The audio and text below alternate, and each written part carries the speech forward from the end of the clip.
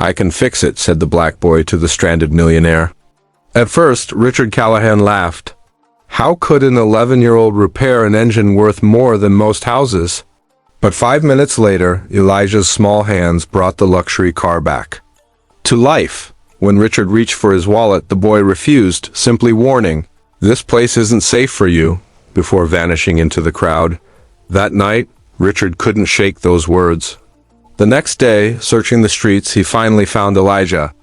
Not fixing cars, but standing helpless in a hospital ward by his sick mother's bedside. What Richard did next would change both their lives forever. Late afternoon heat pressed down. On the empty boulevard, the asphalt shimmering in waves. Richard Callahan's black Mercedes-Benz S-Class coughed, lurched and died, leaving only the faint tick-tick of cooling metal. He pulled the car to the roadside, hazard lights blinking, against the backdrop of cracked brick walls and graffiti. He adjusted his loosened tie and called his roadside service. 15 to 20 minutes, sir," they promised. Time dragged. The sun slid lower, the air thick with dust and faint exhaust from passing traffic. A woman at a corner shop wiped down a counter, watching quietly. Two teenagers leaned against a stoop, murmuring and chuckling as they observed the stranded man in his expensive suit beside the silent machine. An hour passed. Still no help. Richard's patience thinned with the heat. Pressing against his collar, he exhaled sharply and stepped back from the car when a voice, calm and steady, came from his side. "I can fix it," Richard turned. A boy stood there, no more than 11, his frame thin, his clothes torn and dusty, sneakers worn down at the heel. A stitched backpack strap clung to one shoulder. His eyes, dark and intelligent, didn't flinch. Richard gave a small, dismissive laugh. "This is a complex engine," he said, waving a hand as though brushing away a suggestion too naive to consider. He turned back toward the road, willing his help to arrive. The boy didn't move. His voice came again, level, almost like a warning. "This place isn't safe for someone like you." Richard paused, uneasy for the first time. His pride warred with his reason. No uniformed repair truck had arrived. The street was emptying. The boy's gaze remained fixed on the car, calm, assured. Finally, Richard pulled the interior latch. The hood popped with a dull clunk. The boy stepped forward slowly, setting his backpack down with deliberate care, and leaned into the open hood, his eyes scanning the engine like one reading a familiar map. The stage was set, wealth and helplessness on one side, poverty and quiet confidence on the other. The boy stood before the open hood as though he'd done this 100 times. He didn't rush. He studied, listened, and touched nothing until he was sure.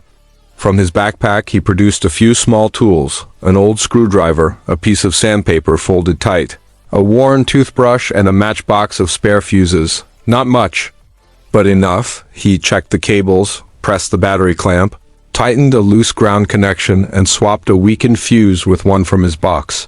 He worked with quiet precision, his movements careful and deliberate as though every small detail mattered. Richard watched from behind, arms folded, pretending indifference but silently leaning closer.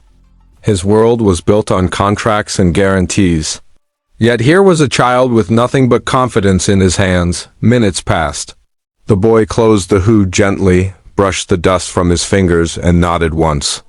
Richard slid into the driver's seat, turned the key, and froze. The engine roared back to life, smooth, steady, as if it had never failed.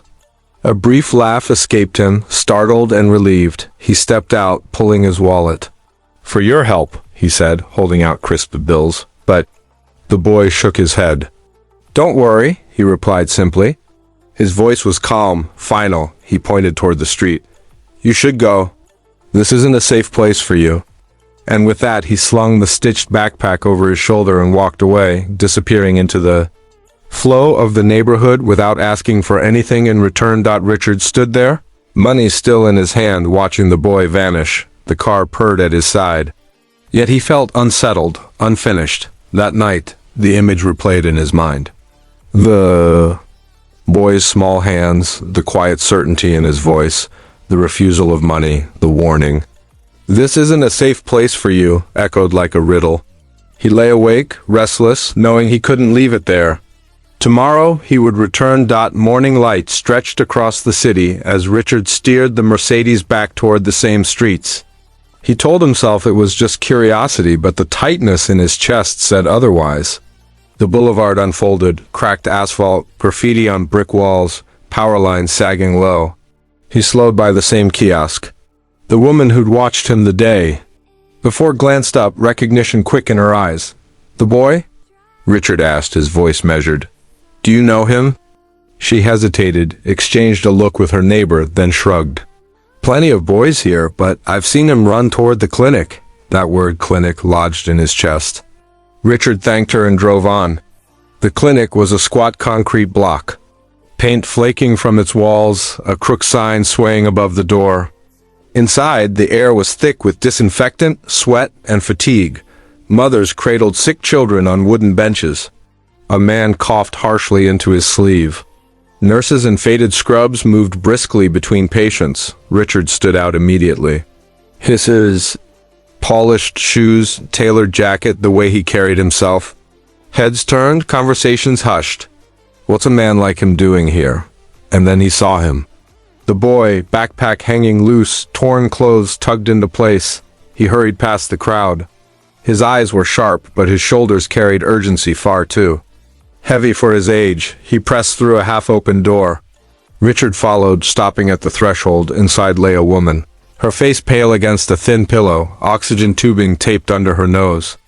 Her breaths were shallow, the monitor beside her stuttering out uneven beeps. The boy placed his backpack gently at her feet, then took her hand in both of his, whispering words only she could hear. His eyes glistened, but never broke. He stayed. Strong for her, Richard leaned against the wall outside, chest tight. Fragments of gossip floated nearby. That boy, he's been the one keeping her alive. Always running errands, bringing scraps of money. People like him don't get noticed. Minutes later, the boy reappeared at the nurse's desk, clutching a small wad of crumpled bills. He whispered urgently, sliding them forward. The nurse shook her head. Too little. The boy pressed the money into her hand anyway. "Please," he said. "Anything, just do what you can." Richard's throat tightened.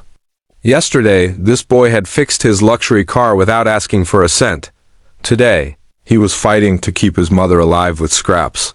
For the first time in years, Richard felt his wealth stripped of power. His money had bought speed, silence, convenience. But here, watching the boy's desperation, he realized what it meant to need. And in that moment, he knew. He could no longer stand aside. Richard stepped forward, his shoes sounding heavy against the worn floor. The boy turned, startled, his eyes narrowing with recognition. The man from the roadside. Richard looked at the nurse, then placed a black card on the desk. His voice was low but steady. "Every bill, every treatment, whatever she needs. Cover it." The nurse froze, glancing from the card to the boy. For a moment, silence hung in the air, broken only by the beep of the monitor inside the ward. The boy's face hardened in confusion. "Why? Why would you do this?" he asked, his voice caught. Between pride and disbelief, Richard crouched so they were eye to eye. "Because yesterday, when no one else stopped, you helped me. You gave me something I couldn't buy. Time, safety, kindness. Let me return it." The boy's jaw trembled. He wanted to refuse, to cling to the independence that hardship had forced on him, but the weight of his mother's breathing broke through. Slowly, reluctantly, he nodded. By evening, his mother lay in a private room. Fresh sheets, proper oxygen, a steady drip of medicine. The boy sat by her bedside, his hand wrapped in hers.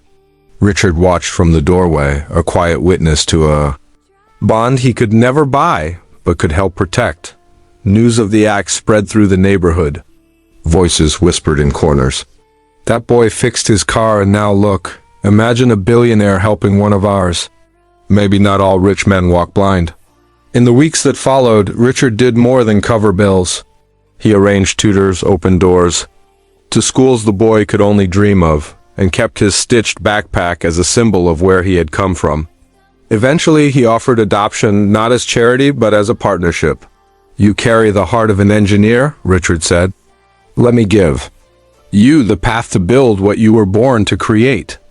Months later, the world saw them together on a stage.